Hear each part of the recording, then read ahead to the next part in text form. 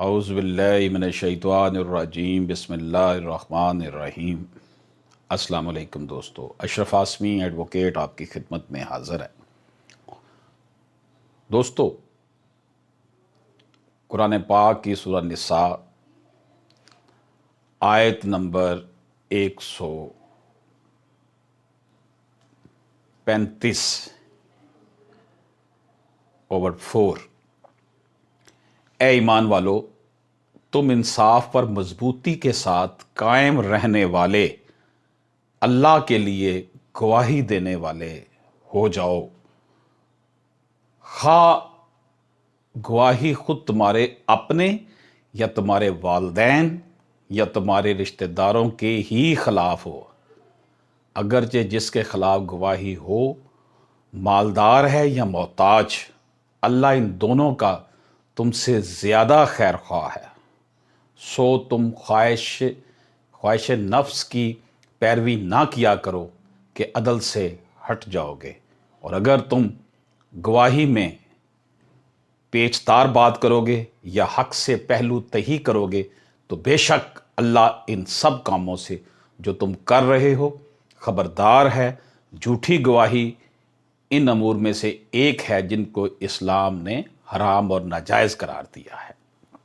तो दोस्तों, अल्लाह पाक ने वाज़े जो है अंदाज में बता दिया कि गवाही खा वो तुम्हारे अपने ख़िलाफ़ हो, तुम्हारे वालिदैन के ख़िलाफ़ हो, बेशक जिसके मर्ज़ी ख़िलाफ़ हो, मोहताज के ख़िलाफ़ हो, अमीर के ख़िलाफ़ हो, तुमने सच बात कहने से नहीं रुकना। जैसे कि अल्लाह पाक फरमाता है, ईमान वालो, इंसाफ पर मजबूती से डट जाओ। अगर अल्लाह की गवाही आपकी ज़ात के बारे में हो या आपके वालिदैन के बारे में हो या आपके रिश्तेदार के बारे में हो। दूसरी तरफ कुरान मजीद ने इन मोमिनों की तारीफ भी की है जो झूठी गवाही नहीं देते। उसका मफहूम है, और वो लोग जो झूठी गवाही नहीं देते, इसके साथ साथ हुक्म भी दिया है कि मोमिन लोग इस तरह बन जाएं, झूठी बात से इज्तनाब करें।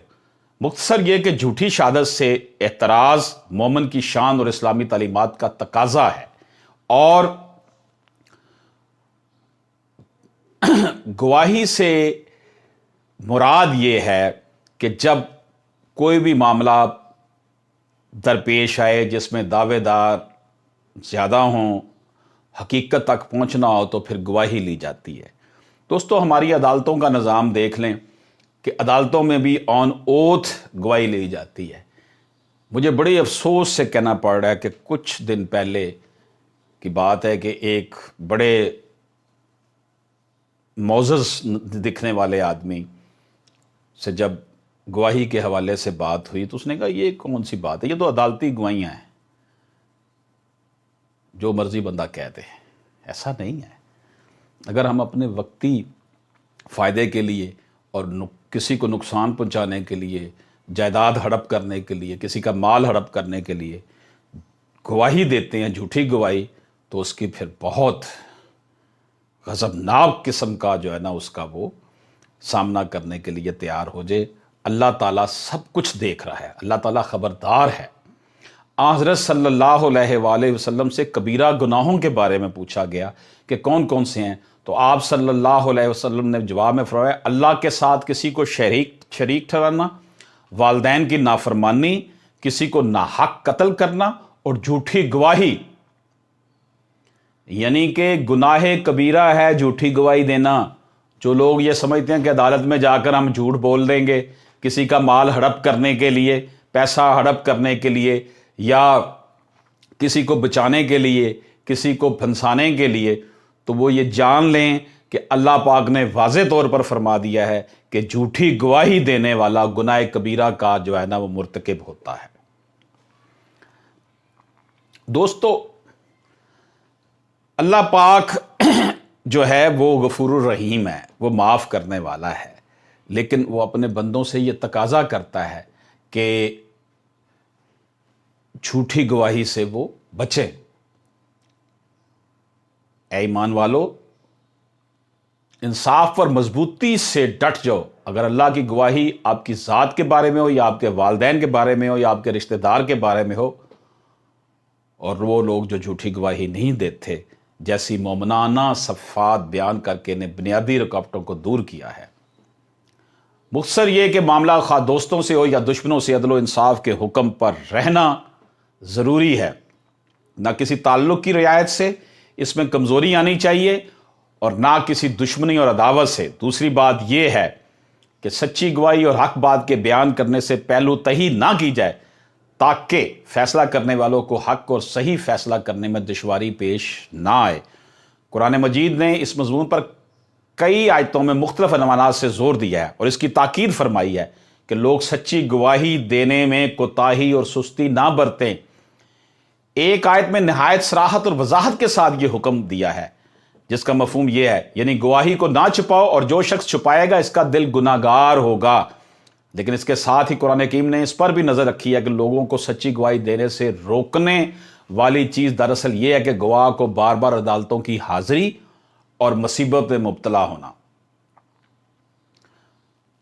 और फजूल किस्म की जो जिरा उनके ऊपर की जाती है, वो फिर लोग नहीं आते कि वकील जो है हमारे ऊपर फजूल किस्म की जिरा करते हैं, तंग करते हैं, जिसका नतीजा ये होता है कि जिस शख्स का नाम किसी गवाही में आ गया वो एक मुसीबत में मुब्तला हो जाता है। उसे जनाब अदालतों के चक्कर लगाने पड़ते हैं, जी आज वकील साहब मौजूद नहीं है, वो जिरा नहीं कर सके, फिर अगली तारीख पर, फिर अगली तारीख पर।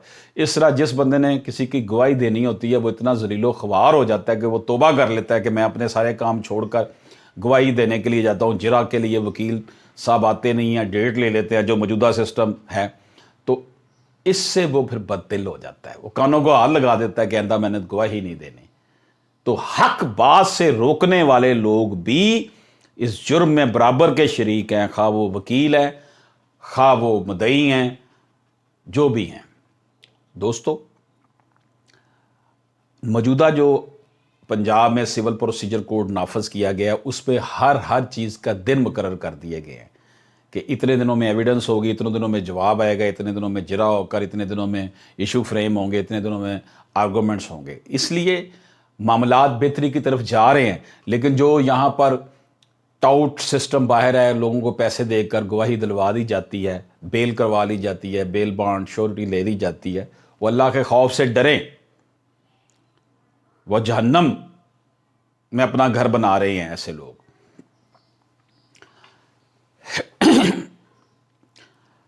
दोस्तों, कुरान ने एक तरफ वाकया से बाखबर लोगों पर सच्ची शहादत अदा करने को वाजिब करार दिया है, और दूसरी तरफ लोगों को ऐसी हिदायत दी है कि लोगों को बिलावजह परेशान ना किया जाए और कम से कम वक्त में इनका बयान लेकर फारग कर दिया जाए।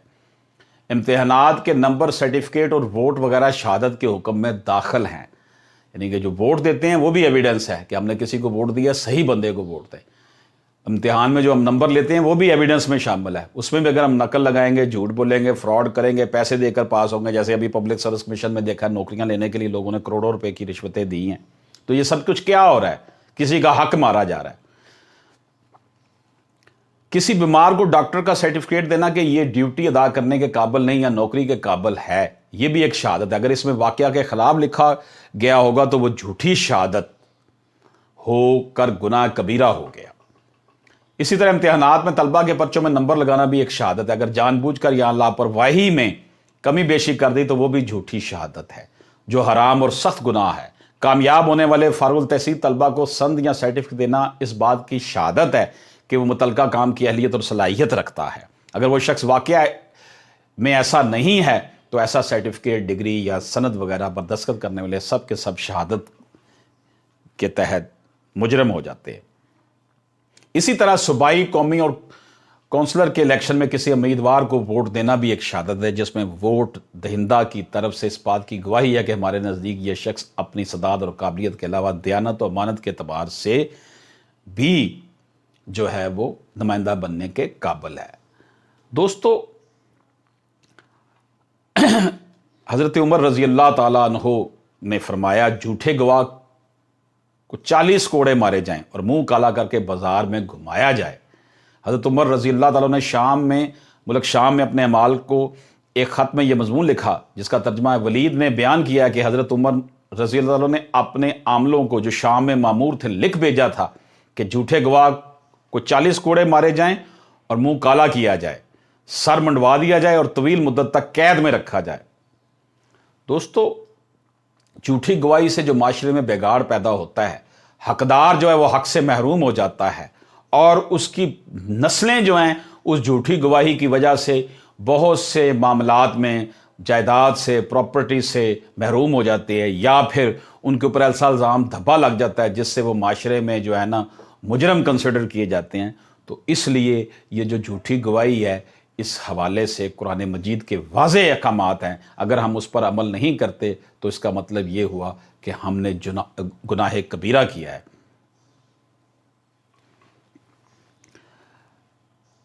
حاکم وقت جو ہوتا ہے یعنی عدالت، جھوٹی گواہی دینے والے شخص کو تعزیر یا قید دونوں سزائیں دینے کی مجاز ہے۔ یہ تعزیر 40 دنوں سے زیادہ نہ ہوگی۔ دوستو، جھوٹی گواہی کے حوالے سے پاکستان میں قوانین ہیں، لیکن ان کے اوپر عمل درآمد کروانے کے لیے اعلیٰ درجہ کو اپنا کردار ادا کرنا چاہیے۔ یہ ہم نے سورہ النساء میں جو انصاف اور مضبوطی کے ساتھ قائم رہنے والے اللہ کے لیے گواہی دینے والے بن جاؤ کے حوالے سے گفتگو کی تھی۔ اللہ پاک ہم سب کا حامی ناصر ہو۔ اللہ حافظ۔